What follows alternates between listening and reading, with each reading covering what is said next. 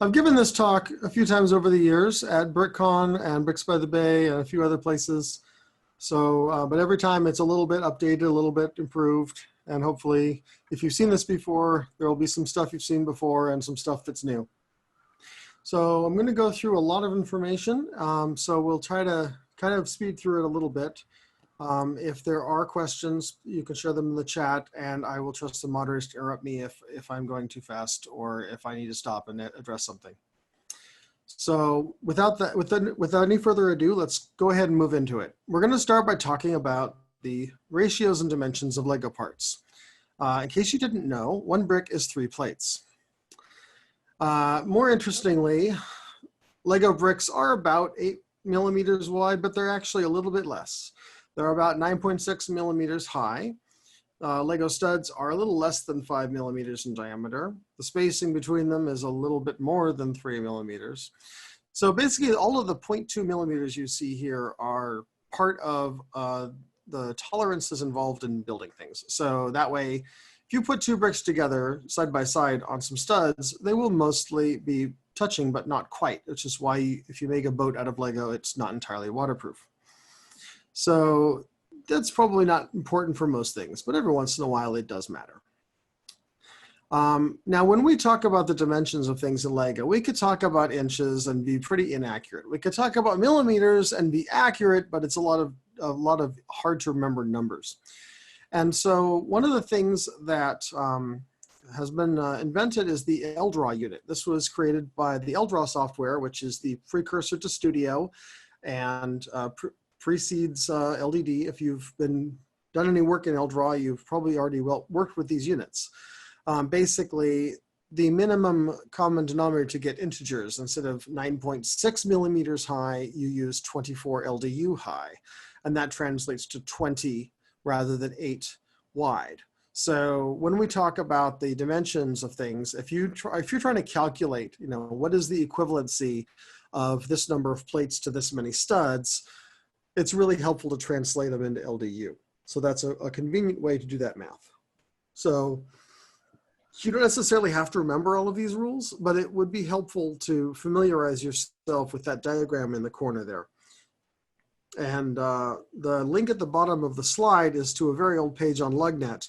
Unfortunately, the website BrickWiki appears to have gone offline, and that is what I was using as a reference for some of these slides. As you are no doubt aware, Lego bricks are not square. They are 24 rather than 20 LDU, so they're 5 plates thick rather than 6. And that makes sometimes the math a little bit tricky. But I'm sure you've come across the fact that 5 plates is about the same as 2 studs. And that 5 bricks is about the same as 6 studs. 6 studs being 3 times 2.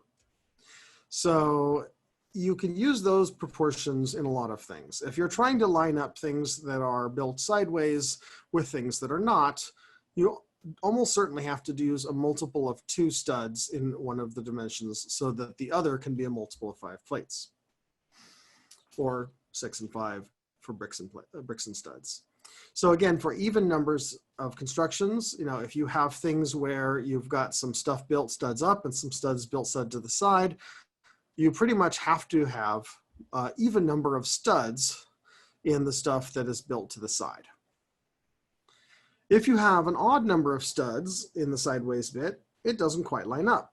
And you look here, you can see, so you can see the 2 plates is a little bit shorter than the thickness of 1 brick. And the brick plus 4 plates is a little bit shorter than the thickness of 3 studs. And that is exactly half a plate short. If you do the math, translate each value into LDU and realize you're missing 4 LDU, which is a half of a plate. So how can you make up that half of a plate? Well, the answer is you use the thin part of a bracket. So all of the Lego brackets, whether they be a 2x2 bracket, a 1x4 bracket, or the newer 1x1 brackets, any of those brackets, the thin part is 1/2 of a plate thick.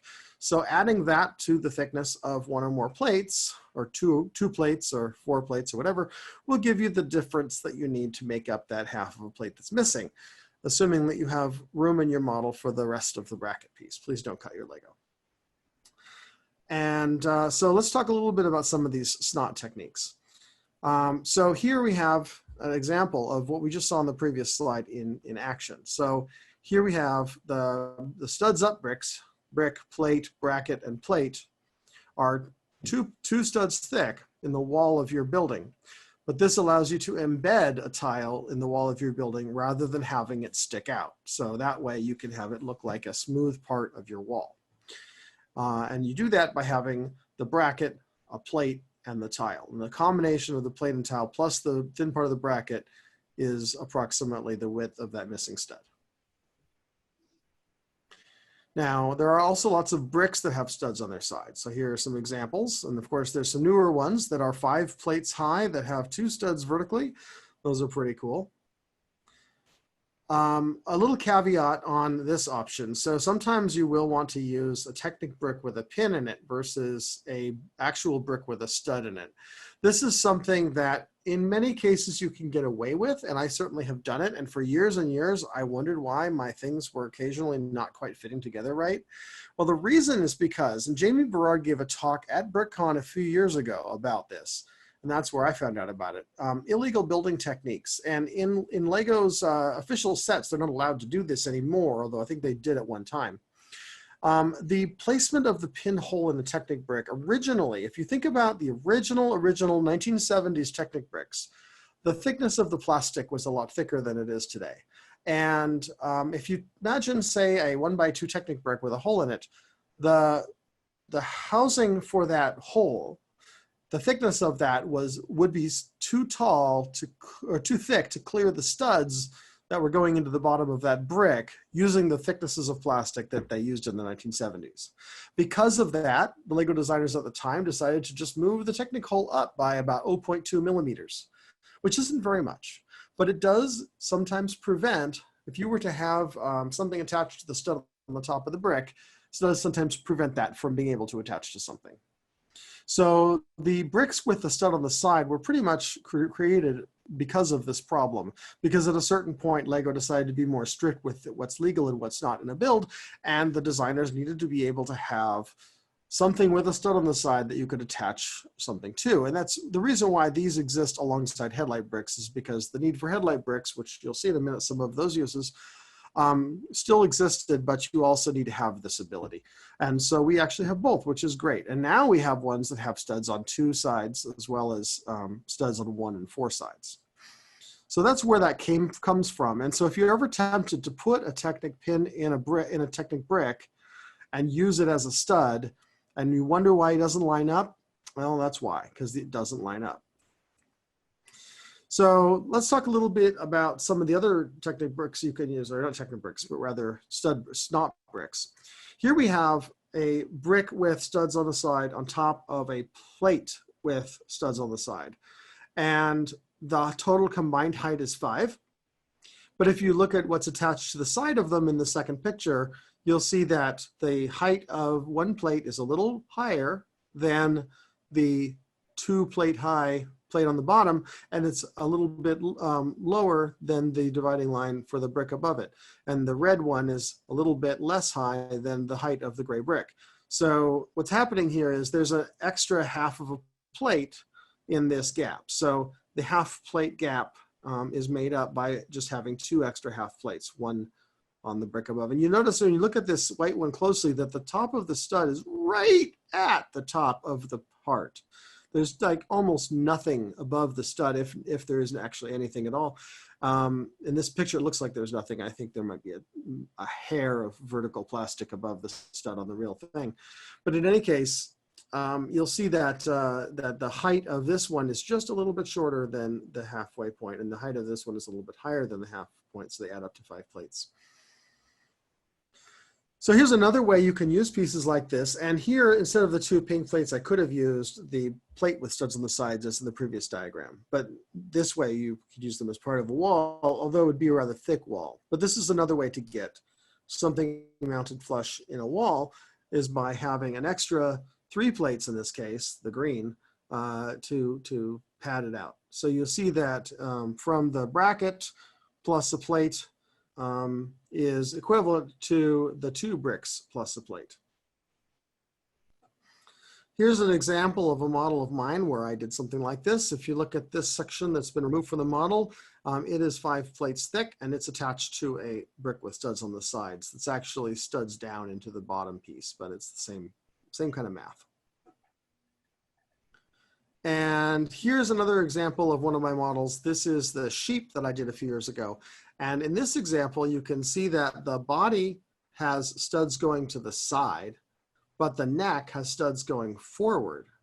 And yet they line up perfectly because the neck has, actually this could very easily have been a single 1x2 brick with studs on the side, except those didn't exist when I first designed this model.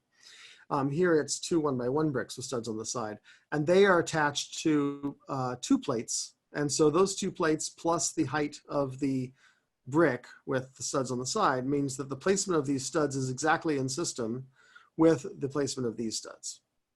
And the placement of these studs is exactly consistent relative to each other because of the SNOT bricks that are in the interior that are spacing them just so. And you can see here that this vertical panel on the front is attached to, there's some SNOT bricks inside here that attach these to each other through there. So you have studs going in many, many different directions, all 4 directions in fact. But the studs all line up even though they came from different orientations. Here's another technique using the SNOT bricks. In this case, I actually am deliberately having this half plate as an inset so that it adds some texture to the wall. So here I have a wall that is at this plane, and then we have this panel that is inset by half of a plate. So you just have a little bit of relief in there so you don't have this monotonous flat wall. And that's useful on the side of a train where in real life you have doors to access the engine inside the locomotive. And here is a model that Vincent Kessel's created. I met him at BrickWorld in Chicago a few years ago, and he was showing this model, I believe, there. And we talked a little bit about one of the challenges he had with this model. And it uses some of the techniques we've been talking about, and he gave me permission to use his images in my presentation. So here you can see this horizontal section here is all made of bricks and plates and tiles in the center, where some of those plates have the railing sticking out, so you get a little bit of depth there. But they are all attached on the sides to these brackets. So here we have the 1x2 to 2x2 bracket on each side, and then attached to that is plates and bricks facing towards the center, and in the very center we have 2 tiles face to face. And if you do all the math, it's all spelled out here. You can count out the number of studs and see that it all works out. The building is 16 studs wide, so the blue and gray section plus the thickness of the bracket is exactly 7 studs wide. One of the problems also on this building a little higher up is that he has windows that are an odd number of studs wide and then an arch above them that is an even number of studs wide. And so in order to make those center, he has to have a jumper plate. And the jumper plate, unfortunately, gives you the wrong thickness. Instead of it being a half plate, you end up with a quarter of a plate. And a quarter of a plate, or 2 LDU, is not something that any LEGO part can fill. So if you look at the problem, you can see that the gray pieces of the arch and the plates they're attached to come to within not 4 LDU of the edge of the model, but 6. And so you fill that in with the plate, and the tile is 8, so 8 plus 10 LDU from the edge. So the edge of the gray tile down here, where the red circle is, the edge of this gray tile is 10 LDU from the edge of the building. And so you can put, this is a 2x2 tile, it's just the perspective makes it look like a 1x2. The 2x2 tile is mounted here, and there's a SNOT brick behind it to hold it in place, but it's mounted in and doesn't quite reach the edge of the building. And Vincent decided that was okay because it's an old building and it isn't really straight in real life anyway, so it's okay. But go back to the building, you can see where this is. So up here, this is the area we're talking about, right by where these arches come in. So it's right over here. And of course, on the real building, this part is straight, but he decided that that was a compromise he was willing to make. Another thing you've probably seen on some of the modular buildings is the Mosaic dates. So here we have, this was a little squished, but you have 1891, and here you have 1932. This is on the town hall and the fire brigade set. And this is a model I designed, but it's the same idea. Basically, the way these are all built, and if you've built these sets, you know how this goes. You have these sections that are vertical and sections that are horizontal, and they're all attached to clips, and those clips are attached to bars. So in this example, the only part that's attached in the lettering is the center of the O. That's attached with a stud to the bottom. Everything else is floating, because when you go in, like if you consider the P, yes, there's a stack of 5 plates here, but because it's 2 plates in from the side and not 2.5, it can't be attached to the underneath. They wouldn't line up with the studs. It has to float. And then you have 3 plates here, and one of those is a clip, and one of these plates is a clip. And the way the clips are shaped, they line up perfectly with both the horizontal and vertical ones, which is a really great technique. Now, if you've built those modular sets, you have definitely constructed things of this type. But have you ever tried to make your own? It's an interesting challenge, and I recommend that you give it a try. Let's talk a little bit about headlight bricks for a minute. So the headlight brick is the height of 3 plates and the thickness of 2 plates. And that is really handy because unlike the regular brick with a stud on the side, this headlight brick's thickness is in system. So if you turn it sideways and add it to another headlight brick, you get 5 plates high instead of just 2.5. So see, the yellow and the blue together are 5 plates high. The red and the black together are 5 plates high. The black and the blue are 5 plates in this direction. And the red and the yellow are 5 plates in this direction. They also have this nice feature of having a stud receiver on the bottom. So you can use it as a way of inverting the orientation of studs. A very handy technique. Another interesting thing about headlight bricks is because they are inset by half of a plate thickness, the half of a plate thickness on a bracket can be used to make that up, and combined they are a full plate. And you can see here, this is used, when I built this model, this is actually one of the most impressive things I found. I just was blown away by this, and the fact that this worked out that way. So by the way, if you haven't built Ghostbusters set 21108, you really should. It's an amazing, amazing model. There's a lot of really great SNOT techniques in there. It'll be a masterclass in brick geometry if this is a thing you want to study. So another problem we want to address sometimes is what happens if you want something a bit more gradual than jumping up by a full plate every single step. For example, if you're doing something like this where it is gradual, where you're going 2 studs at a time, wouldn't it be nice if the intermediate stud were just a half of a plate high?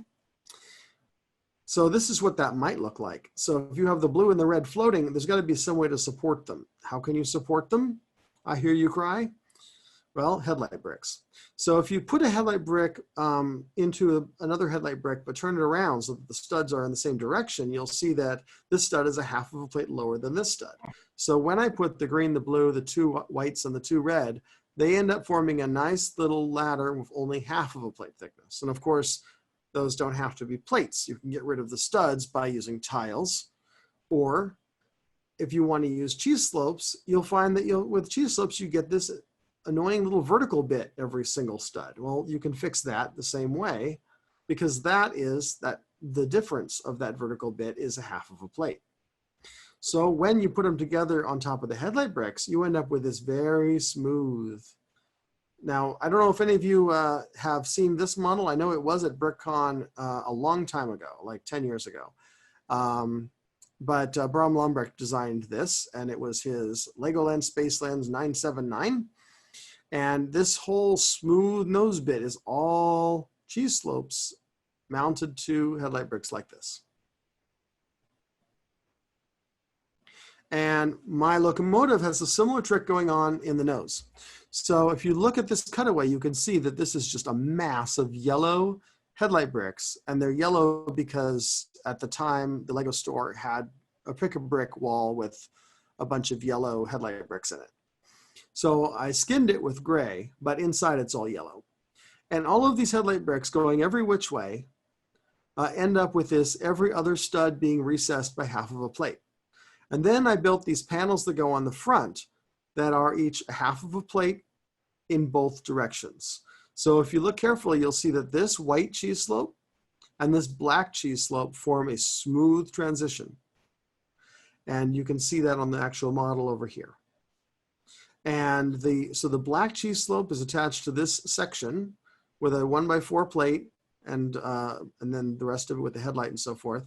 And then this section below it is a half of a plate forward. So another way to think of it is the black pieces are in system with each other, and the white pieces are in system with each other, but they're not in system between black and white. And that's what all of these headlight bricks are doing. And the interesting side effect was that in order to make all this work, I ended up having the red one here with the stud facing downward. And that's why the bit underneath the nose is all studs down. So I have a tile facing studs down above the bogey, and a tile, a red a 2x2 tile here that everything plugs into. So talking about the difference between these two pieces, the headlight brick with the inset and the regular brick with stud on the side, they are different by half of a plate. So if I put a brick with a stud on the side into a headlight brick, instead of being a full plate of difference, I get a half a plate difference. And if I then put some bricks with studs on the side into those bricks with studs on the side, and put some more bricks with studs on the sides the other way around into the bottom of the headlight bricks, and then put a tile across the studs of the lower row, I end up with this nice little detail where this part sticks out by half of a plate. The open bottoms of these bricks, which represent microscale windows, are a half of a plate inset relative to that, but yet on the sides, these studs line up. And so when I make 3 of them together, I make a 3-story building or 6-story building, whatever height the building is. I think the building is a different height than that, but anyway. And then you put on the side Technic cheese slopes to hold it all together. You end up with this nice little structure, and this is done on my Micropolis hospital. And a downside of this, again, the very bottom, there's 2 studs facing down. And so in the model, I actually had to remove a plate from the base so that those 2 studs would have a hole to sit in. But that's underneath the model and you can't see it.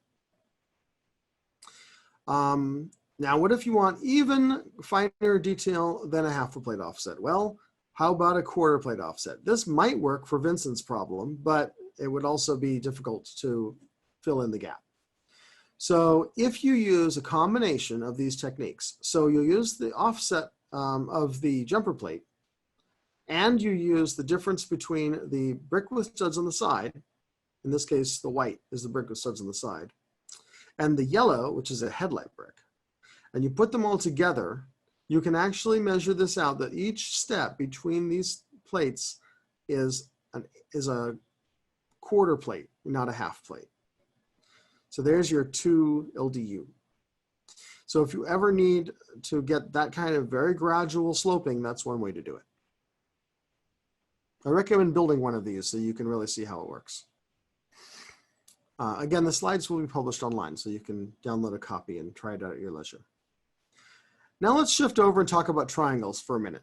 Now, if you have done any amount of geometry, trigonometry, you will know the Pythagorean formula, a squared plus b squared equals c squared. That is a relationship between the 2 right angle sides and the diagonal side of the hypotenuse. So if you plug in some numbers into that formula, there are very few cases where that comes true for integers. And because LEGO studs tend to only come in integer lengths, that's relevant to us. So the first one that you find is 3, 4, 5. So if you have 4 units long, 3 units high, it would be exactly 5 units on the diagonal. 3 squared plus 4 squared equals 9 plus 16 equals 25, which is 5 squared. Now, the same thing is true if you multiply 2 on both sides. So 6 squared plus 8 squared equals 10 squared. Do the math if you don't trust me. How can you use this in LEGO? Well, you have to add a stud on each length. The reason is because the pivot is done in the center of each stud. So the distance between the centers of the studs is 5 studs if that is a 6 stud long plate. And so you need a 6 stud long diagonal, a 4 stud long instead of 3, and a 5 stud long instead of 4. If you make those substitutions, it will line up nicely. And you can see in the green triangle there superimposed with the red lines showing you the spacings. And the problem with that, though, is that you do end up with the fact that the studs on one layer will be blocked by the plates on the higher layer. So you have to deal with that by substituting some plates or adding some thickness. And there are a few other angles that will work. You can do a 5, 12, 13. You can do an 8, 5, 17. You can do a 7, 24, 25. Just add 1 to each number to get the length of the plate that you need.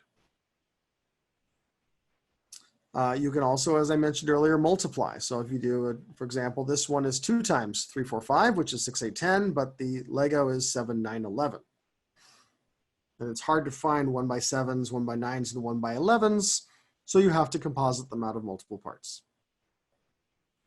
Here is an example of a 6, 8, 10 or 7, 9, 11 truss made out of Lego. So all of these diagonals are perfect fits. There's no stress. There's no kind of putting any force to make it line up. It just perfectly fits because Pythagoras said so. So if you build it this way, you won't have any of that trouble. Now, if you have done any attempt at making a truss, you may have not used this particular ratio and may have had some trouble getting things to line up. And sometimes you can get it to work because the differences in tolerance is such that a little bit of stress on the bricks isn't going to make that much trouble. But if you really want to go perfectly with no trouble, you really have to use the 3, 4, 5. Or one of the others, but 3, 4, 5 is the most convenient. Now, if you want a different angle that's not so particular about the angle, you want an arbitrary angle, you can do it with hinges. The difference here is that the hypotenuse is not a straight line. So it doesn't quite make a nice truss, but you can sometimes hide the hinges in such a way that it doesn't really bother you that much. So here's a few different triangles, sort of like triangles, that, or at least angles, that are built with hinges that are stable. And you could pretty much, for these, just add studs in any of the sides and they'll still work because the hinges will adapt. And that's because they're not triangles, they're quadrilaterals. But this website that I link here gives some details on that. Another useful technique is the swap corners technique, where you basically just pick up a piece, turn it a little bit, and put it back down where the distance between the diagonals is the same. So if you look at the diagram I have in the top here, the red and the blue are exactly the same size rectangles, but the red's been rotated so that the corners are touching in opposite ways. And that's exactly what's happening here in the Lego, except the difference is, remember, everything pivots on the centers of the studs. So it's really the middle of these studs to the middle of these studs that's the rectangle that's being pivoted. And so these studs will stick out a little bit more than here where it's a nice, perfect, smooth connection. But if you pick up the red piece and rotate it such that the opposite diagonal is attached to this diagonal, and use some tiles to support it in the middle. In fact, actually, in this case, you could put like a 2x2 jumper in the center with a stud, and that would also attach to the red piece. So you can do some things like that as well. But this will allow you to connect things at an unusual angle. And I've done this in probably I think it is my most recent MOC, which is a Micropolis apartment building where there's 6 different buildings. They're all kind of attached together, built as one. I actually built this during the online Bricks by the Bay convention in July. I didn't exist when the convention started, and by the time I was giving my mock tour, it was there. So this is attached to these 2 jumper plates here and here. And the building is not straight. You can see from this, you know, it's a rainbow building. It's not straight. Get it? So the purple and the red are only attached on these 2 studs. But these 2 studs, if you look, there's a rectangle here from the center here to, imagine where the mouse is here, over to this guy, over to here. And so if you take what would normally attach where the green is and move it to the jumper plates, you can actually get the whole building to rotate at a slight angle. And then it's just quite, just a little bit off center. You can see more detail about this in my blog entry about this building. Another technique that's very closely related involves using hinges. So here we have an example where, sorry, the 3 is off location, but I can put a piece at an angle and attach it with hinges. And the reason this works is because the corners of the black plate are still in the same locations they would be if it was straight. It's just that they've been rotated so that the other corners are where the pivot points of the hinges are. And you can do this for pretty much any length as long as the thickness of the part you're rotating exactly matches up with the number of studs that's being displaced. And if you look at this model here, the Sopwith camel, this works because actually it's actually kind of a little more advanced than that, because there's this big long section here that's actually straight but angled. And it's, I believe, 16 studs long. And there's a hinge here, and there's a hinge here, and they are 16 studs apart. And that whole section has been rotated slightly so that it lines up with those hinges. But it goes from, I believe, 4 wide at the tail to 8 wide over here. And it's a little bit more advanced than what you see in this diagram, but it's the same basic technique. So it's another thing I encourage you to play with. Now let's talk a little bit about studs in all directions. So some of you may have been around long enough to remember Travis Kuntz. He was a prominent builder in the early 2000s who sadly passed away, but he was known for building space models with this brick heavily featured in their construction. He was a very extensive user of SNOT techniques, and this brick, the 1x1 brick with studs on all 4 sides, is called the Travis brick by many of us in his memory. And so the Travis brick is a really helpful technique if you want to have studs going in, wait for it, all 4 sides. So an example of that, another one named after a person, is the Lowell sphere. And this is an example made out of Bruce Lowell, where he came up with this idea, and it's been used by a lot of people, but I think he was first. And you build this thing 6 times, and you attach it with 8 Travis bricks, although nowadays we have the one that have bricks on only 2 sides, so you could use that instead. And you end up with a ball. And it's a pretty good sphere. If you look carefully, you'll see this right here where the mouse is. This is a jumper plate, and it sticks out a little bit more in this direction than it does in this direction. And so it occludes part of the sides of these plates, but doesn't include any of this. So it's a little bit, that's the only place where it's a little bit asymmetrical, but you can only see it if you really look for it. Same thing here, you can see it's a little taller than it is sticking out. And you can take that same idea and blow it up into any size you like. And Bram designed a Java program that you give it a diameter and it will tell you what radius or how to make it. Of course, the directions it gives you just involves 1x1 plates and jumper plates. So you still have to replace the plates with ones that can actually connect to each other. But it is a nice technique. And if you build 6 of this, you can attach them together to make a ball. This is a larger example of the same idea where instead of just being stripes, we actually have the patterns on a globe. This was in 2012 submitted as a LEGO Ideas project. It didn't get very far, but it's still pretty cool. I believe there is a globe coming through the upcoming LEGO Ideas review cycle that may have a better design than this. I'm not sure. I haven't really looked at that one, but it's actually been approved. Yeah, it's been approved. It's coming out as a product. But that's what I meant to say. I saw that announcement, but I don't think it's this design because this one didn't go anywhere. You don't have to use Travis bricks, of course. Any SNOT bricks will do. And the larger the model, the more flexibility you have because you can fit pieces in where you want. Here's an example using 1x4 bricks and 2x2 bricks with studs on both sides because I designed this slide a while ago when that was all you could have. But it's the same idea with newer parts as well. The 1x1 brick with studs on 2 adjacent sides can be used in the corners, and then you have more space in the middle to fill in, or any other SNOT bricks you think of. One thing is that if you're using the older style of jumper plate, as this diagram does, you can use the hollow studs to connect to those. So these are all models I've built that are all kind of based on the Lowell sphere. So Kermit has eyes that are a segment, they are a partial Lowell sphere. So basically, if you build half of a Lowell sphere and then add this this line with the circle on it, then you get Kermit's design. The Christmas ornaments, these are 3 Lowell spheres stacked together approximately. They're slightly modified. This is a whole Lowell sphere with some stuff on it. The sheep is basically if you took a Lowell sphere and sort of elongated it and squared it off at the corners.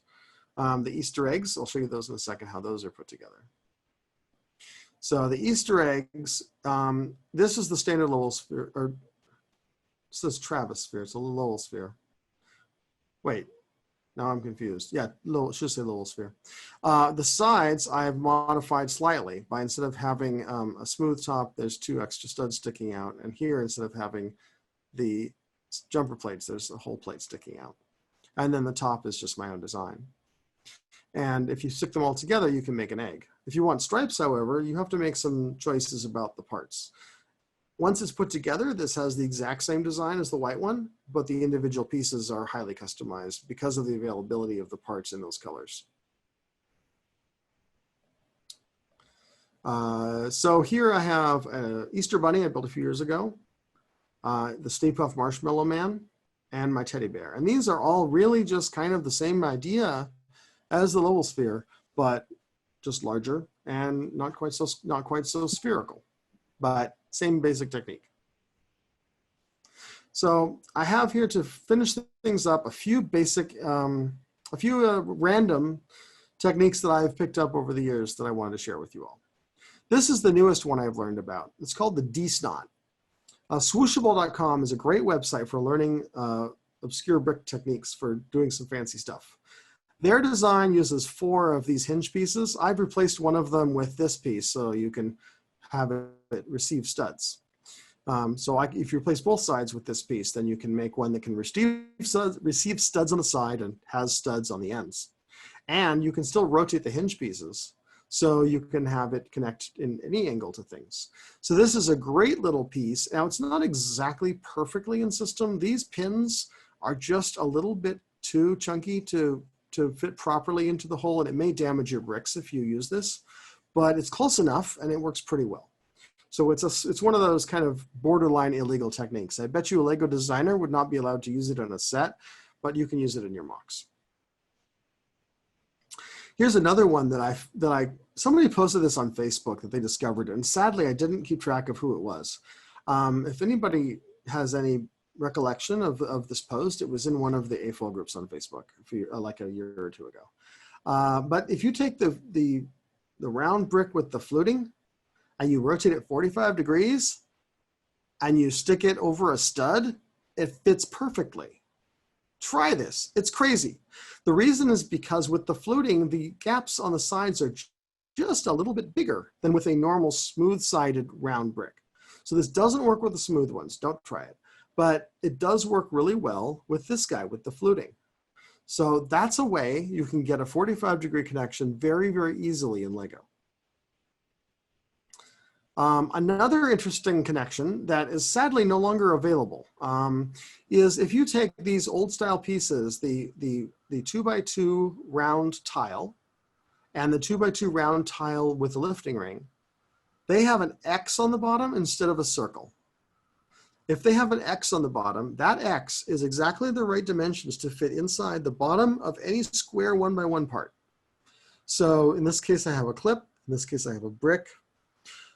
So if the other side of this is a printed tile, it's a way to mount them.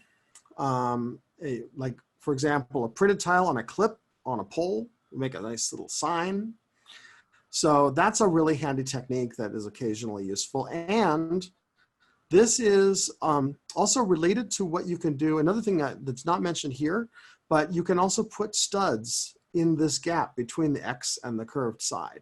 So this will also mount onto a horizontal 1x something. So a stud will fit here and a stud will fit here. And that's how Kermit's eyes are done. So Kermit's eyes are black 2x2 round tiles attached to a 1x2 plate, and then I think it's a 1x2 plate, and then there's 1x2 tiles next to it that are black. So it's effectively a 1x4 black, but I believe it does have no studs on the sides. But that's how it's done. Is it's a round tile attached to this going through the center. So you can center these on a plate, on a 1x whatever plate.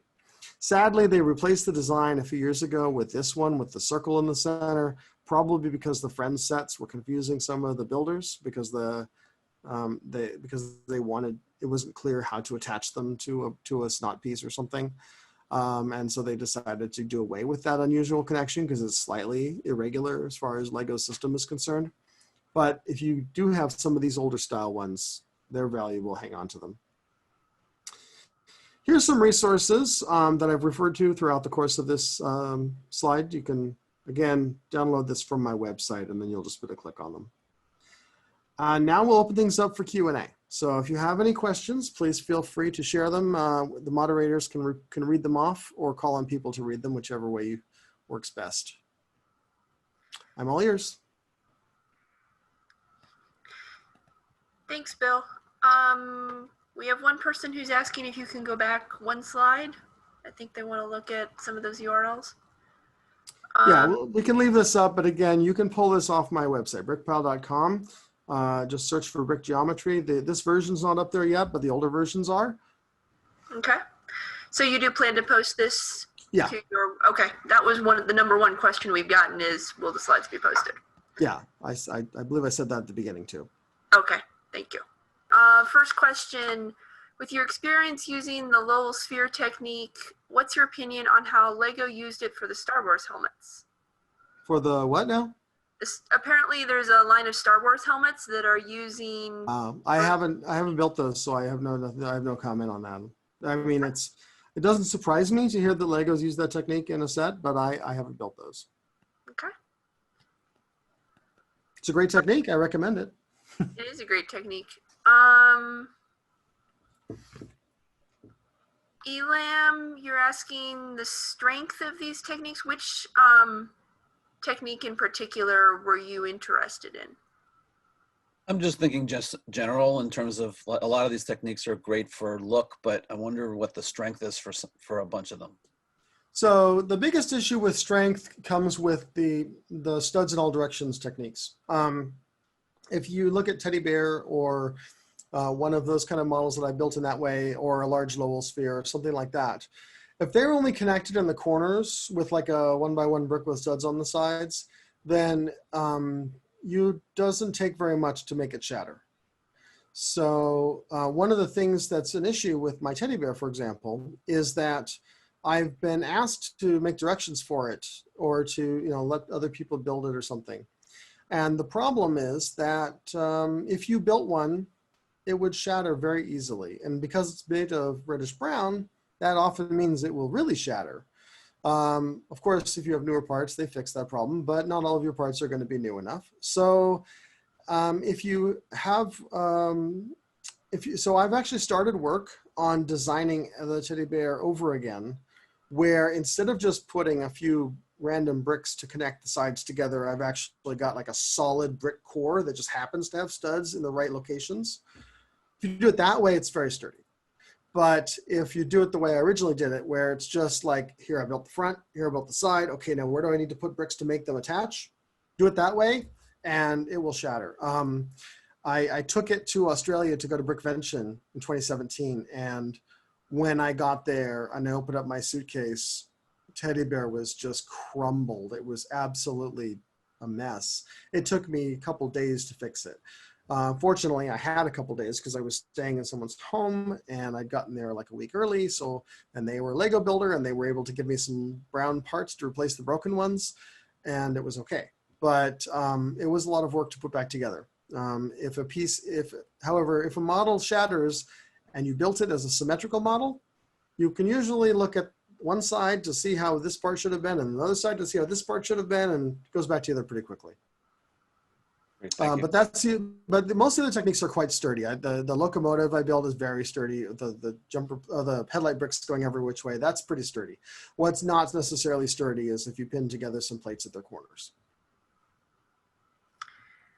All right. right, I think we have time for one last question, which is, are you aware of any other ways to achieve or close a 2 LDU gap other than what you showed in the presentation? I'm not aware of any.